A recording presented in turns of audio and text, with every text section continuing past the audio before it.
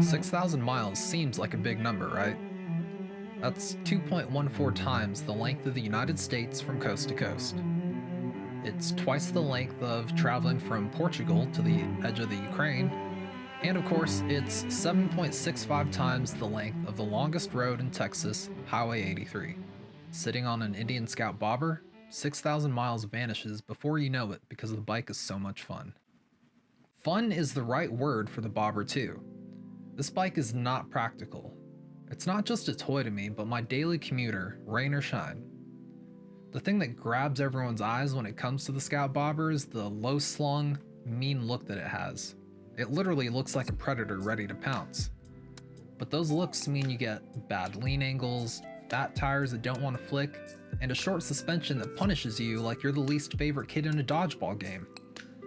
The drivetrain on this motorcycle is incredible, and unlike any other American cruiser on the market right now. The bike is quick and will rocket you from 20 miles an hour to 80 in third gear without running out of legs. It makes 100 horsepower and 72 foot-pounds of torque, and it only weighs 550 pounds wet, so it'll sling you around, no questions asked. This engine alone is worth the backaches and cramped geometry of the stock configuration. With such a monster of an engine, I wish that Indian had given us dual disc brakes in the front. In regular conditions, the brakes give you ample stopping power, but I've had the typical issues of people slamming their brakes in front of me or pulling out before seeing me, and while I've never hit anyone, I have come closer than I'd prefer once or twice. A beefier front would help give me more peace of mind, but now that I know where the limit is, I haven't had to approach it again. The lean angle is 29 degrees stock, but depending on whether you upgrade the exhaust, you can either gain or lose a bit on the exhaust side. I went with the Freedom Performance Radical Radius exhaust, which I think freed me up a bit of lean. It also sounds incredible, although it's also incredibly loud. Speaking of leaning in turns, the stock tires and suspension are serviceable in a corner. I upgraded the tires to these Shinko 777 Whitewalls, and the improvement in grip and cornering was like night and day. In long, hard corners at speed, the suspension doesn't feel like it's going to wash out.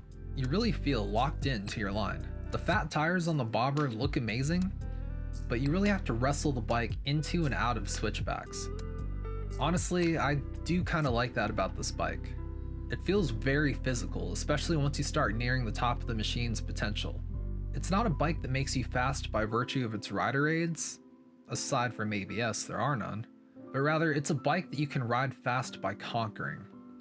It rewards you for overcoming the flaws that were engineered into it by design with a blistering ride unlike any other cruiser I've ridden. The rider geometry of the Indian Scout bobber is a bit wonky if you're shorter or taller than that like 5'10" to 6'1" window it was designed for.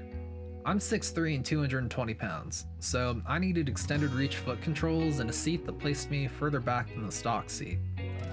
A lot of people also go for mini apes, but with my long arms, I didn't really feel like that was necessary.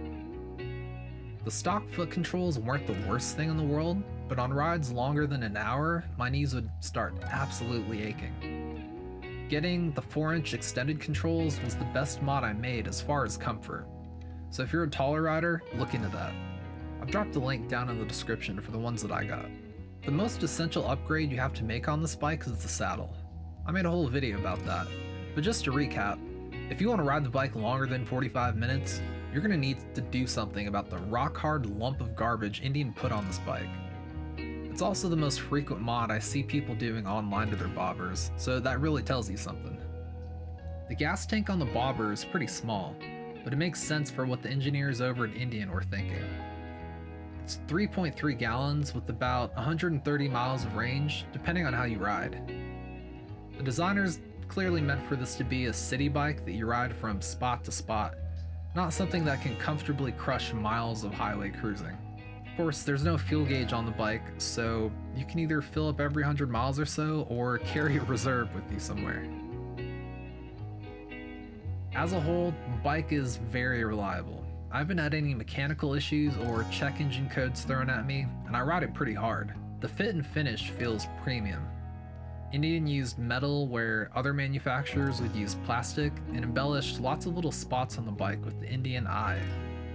The bike feels solid when you first sit on it, with no rattling or loose parts shaking around. Even after all these miles, it's managed to stay tight and in spec.